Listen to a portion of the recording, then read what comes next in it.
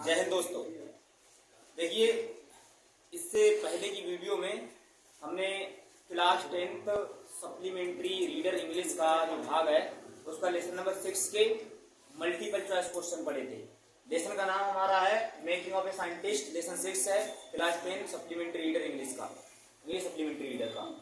आज हम लोग इस वीडियो में उसी लेसन के शॉर्ट आंसर टाइप क्वेश्चन पढ़ेंगे जो कि परीक्षा के लिए बहुत ही महत्वपूर्ण है। और इस लेसन से लगभग हर साल कोई ना कोई क्वेश्चन जरूर पूछा जाता है। आपके सामने जो है वो बहुत ही इंपॉर्टेंट क्वेश्चन रखे गए हैं। इनका हम लोग आज हिंदी अर्थ पढ़ेंगे और इनको याद करने की कोशिश करेंगे। ध्यान दें भाई, क्वेश्चन नंबर 1 देखें अच्छे से। क्वेश्चन नंबर 1 जो हमारा है वो कह रहा है व्हाट लेसन, क्या सबक या क्या सीख डिड एवराइट, एवराइट ने लर्न का मतलब सीखी। When he did not win, जब वह नहीं जीता, एनीथिंग का मतलब कुछ भी, एट ए साइंस फेयर, विज्ञान के मेले में। जब विज्ञान के मेले में पहली बार जब वो गया था काउंटी साइंस फेयर में, काउंटी विज्ञान के मेले में, जब उस पहली बार तो हार गया था ना, पहली बार जब कुछ नहीं जीता था तो उसने क्या सबक सीखा। भाई जब कोई व्यक्ति हार जाता है तो उससे इनाम नहीं मिलता लेकिन सीख तो मिलती है, तो वही सीख पूछ रहा है एवराइट को क्या सीख मिली थी। ठीक है, तो ध्यान देंगे एवराइट को क्या सीख मिली थी, ध्यान देंगे। When एवराइट डिड नॉट विन, जब एवराइट नहीं जीता, एनीथिंग का मतलब कुछ भी, एट ए साइंस फेयर, विज्ञान के मेले में, जब विज्ञान के मेले में एवराइट कुछ भी नहीं जीता, कामा का मतलब तो ही रियलाइज्ड, तो उसे महसूस हुआ, in about real science, in about real science का मतलब होता है वास्तविक विज्ञान के बारे में, वास्तविक विज्ञान के बारे में उसे महसूस हुआ। और क्या महसूस हुआ, ध्यान दें, he understood, वह समझ गया, द इम्पोर्टेंस का मतलब महत्व, ऑफ रियल एक्सपेरिमेंट, वास्तविक आविष्कारों के, वास्तविक आविष्कारों के महत्व को वो समझ गया था। उसकी हारने का कारण यही तो था कि उसने कोई वास्तविक आविष्कार नहीं किया था बल्कि सूक्ष्मदर्शी में दिखाया था खाली, लेकिन जो जीतने वाले थे उन्होंने आविष्कार किया था। समझ गए? तो उस बार उसने पहली गलती की, उस गलती को अब ना दोहराते हुए अब वो अगले बड़ा भी था। क्यों भाई? तो बस हमको ये बताना थी कि वो सीखा क्या, वो सीखा था, वो समझा था आविष्कार के महत्व को। ठीक है ना, समझ गए? समझ गए? उसके बाद देखें क्वेश्चन नंबर 2। क्वेश्चन नंबर 2 क्या कहता है? क्वेश्चन नंबर 2 कह रहा है वेयर डिड रिचर्ड एवराइट, रिचर्ड एवराइट का कहाँ ग्रो अप का मतलब पालन पोषण हुआ। रिचर्ड एवराइट का पालन पोषण कहाँ हुआ, या फिर रिचर्ड एवराइट कहाँ पला बड़ा था। समझ गए? हाँ। व्हाट डिड ही प्ले, वो क्या खेलता था, विद हिज कंपेनियंस, अपने साथियों के साथ, वह अपने साथियों के साथ क्या खेलता था। समझ गए? क्वेश्चन को समझो पहले। रिचर्ड एवराइट कहाँ पला बढ़ा था, या फिर रिचर्ड एवराइट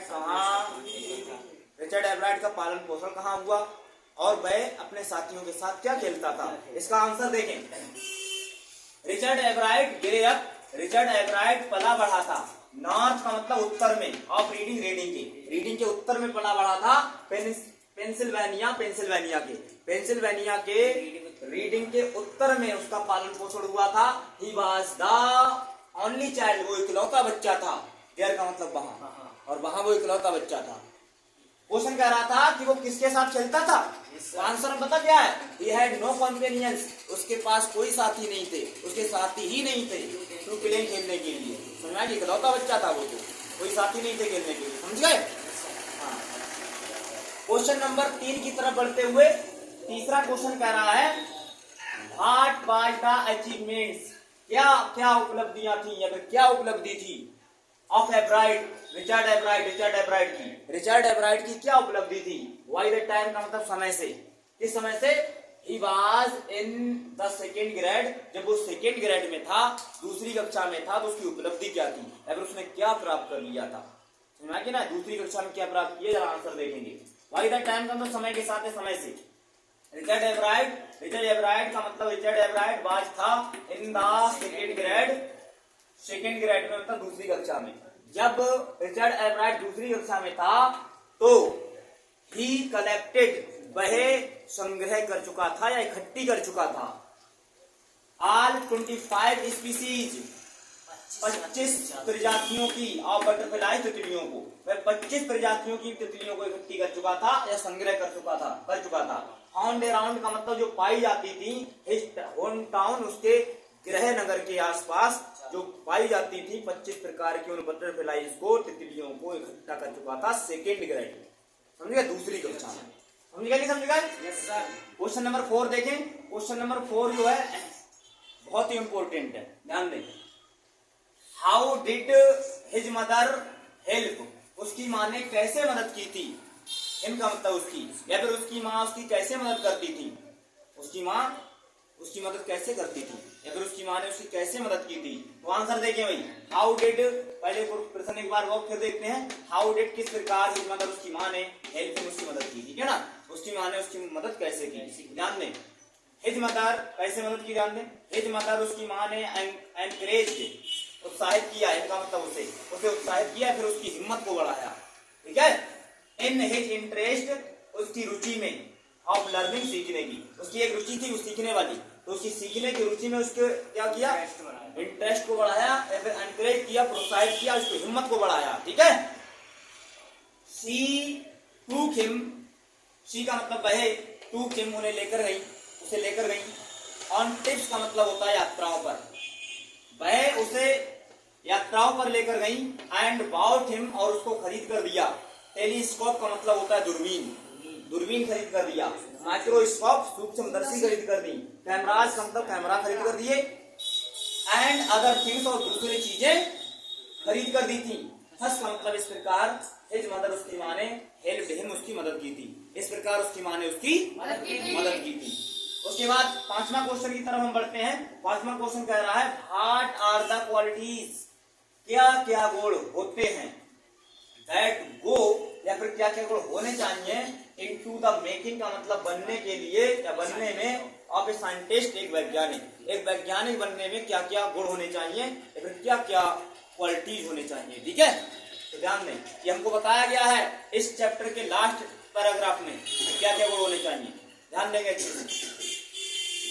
आंसर देखें, टू बिकम, बनने के लिए, ए साइंटिस्ट, एक वैज्ञानिक बनने के लिए, एक पर्सन, एक व्यक्ति के, शुड हैव फ्रॉम द पास, होना चाहिए एक फर्स्ट रेट माइंड, एक फर्स्ट रेट माइंड होना चाहिए वैज्ञानिक बनने के लिए। पहली चीज फर्स्ट रेट माइंड, मतलब 100% बुद्धि वहीं लगे जहां हम कार्य कर रहे हैं, समझ गए। फर्स्ट रेट माइंड, एकाग्रता वाला माइंड, तीव्र विलक्षण बुद्धि, ठीक है ना। First rate mind. Add curiosity, और शामिल होनी चाहिए, क्यूरियोसिटी का मतलब जिज्ञासा, और जिज्ञासा शामिल हो। And mix in the will, और इच्छा भी शामिल हो। टू विन का मतलब जीतने की इच्छा शामिल हो। फॉर द राइट रीजन, सही उद्देश्यों के लिए जीतने की इच्छा और जिज्ञासा, फर्स्ट रेट माइंड, ये क्वालिटी जो है एक वैज्ञानिक बनने के लिए होनी चाहिए, समझ गए। Yes sir. हाँ, मतलब जो है, जो साइंटिस्ट था हमारा एवराइट, रिचर्ड एवराइट, उनमें ये क्वालिटीज थी, इसीलिए हमको इस पार्ट के लास्ट पैराग्राफ में ये बताया गया था, ठीक है ना। उसके बाद क्वेश्चन नंबर 6 जो है वो भी बहुत इंपॉर्टेंट है, ध्यान दें। What is DNA fingerprinting, what is, क्या होता है डीएनए फिंगरप्रिंटिंग। डीएनए फिंगरप्रिंटिंग क्या होता है। डीएनए तो आप जानते ही हैं, डीआईसी राइबोज न्यूक्लिक एसिड, ठीक है ना। उसका फिंगरप्रिंटिंग का मतलब उंगली छाप। फिंगरप्रिंट का मतलब क्या होता है, उंगली छाप। हाँ, उंगली।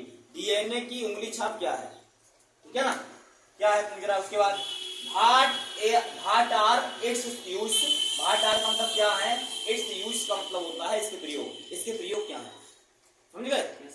डीएनए फिंगरप्रिंट क्या होता है और इसके प्रयोग क्या है। तो ध्यान दें भाई, DNA is inherited us, DNA हमें विरासत में मिलता है फ्रॉम अवर पेरेंट्स, हमारे माता पिता से। समझा कि ना, डीएनए हमें हमारे माता पिता से विरासत में मिलता है, समझ गए। क्या है, समझ गए, विरासत में मिलता है। उसके बाद देखिए, डीएनए फिंगरप्रिंटिंग डीएनए उंगली छाप, इसका मतलब है इंपॉर्टेंट, महत्वपूर्ण। और हेल्प, मदद करने के लिए, आपला कानून की मदद करने के लिए डीएनए बहुत महत्वपूर्ण है। समझ गया नहीं समझ गया? बिकॉज, क्योंकि ए सिंगल हेयर, एक सिंगल बाल, और या ए ड्रॉप ऑफ ब्लड डीएनए, या फिर एक बूंद खून का डीएनए, एक बूंद ब्लड का मतलब खून, रक्त या रुधिर का डीएनए कैन हेल्प अस, हमारी मदद कर सकता है, टू फाइंड आउट, खोज करने के लिए, पता लगाने के लिए, द ट्रू कल्प्रिट का मतलब होता है सही अपराधी की, ठीक है ना? सही अपराधी की पता लगाने के लिए एक बूंद खून का डीएनए या फिर एक सिंगल बाल का डीएनए ही बहुत है सही अपराधी का पता लगाने के लिए। समझे नहीं समझ गए? तो ये बहुत महत्वपूर्ण होता है, इसकी यूज भी यही पर होता है। समझ में आ गया ना? जैसे कि हमने पिछले लेसन में पढ़ा है कि हॉरेस डेडमी ने क्या होता है, ग्लव्स, फिंगरप्रिंट की वजह से पकड़ा गया है ना, तो ध्यान रहे। तो ये डीएनए क्या है, इसका क्या उपयोग होता है, समझ गए आप लोग? Yes sir. तो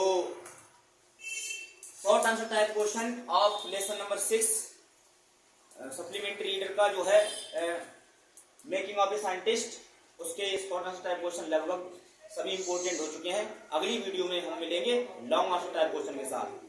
तो आज के लिए इतना ही, इस वीडियो के लिए इतना ही, तब तक के लिए जय हिंद।